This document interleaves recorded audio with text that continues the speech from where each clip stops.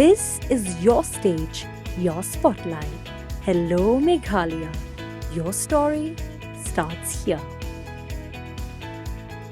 Katu kat Nepal hadian ke Jingwan Turki hawkers Khmat ke Kyrwoh ke Secretariat ban penpau ke Jing Skobitar ya ke Jingsa kendang biang hak bor pelit bat Magister ke East Khas District lambat kinong trai bat officer ke Shillong Municipal Board SMB Kumbala Jia hak laipau trai ujeliu araja arpusan kalau penlong yau ba polling do Menteri Berikmi ya ketenat tourism ban kentho halor kani.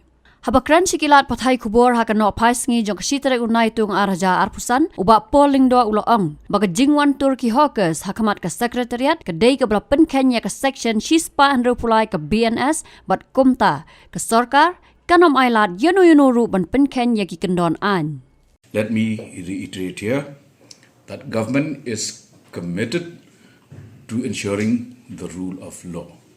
Today you would have noticed that these hawkers have also marched near the Secretariat, in fact in front of the main Secretariat building, which is in violation of section 163 of the BNS. Now, we would again like to reiterate that we will not allow the rule of law to be compromised. Okay. Habatin, pej bahagi kishab plus F. Ka plus F? Hakabam bangibam dunaki eki batay kamet. Namar kata habathiru atau kau kamlu ka umpnyang kadut pej ya kishab plus F haka jingsom.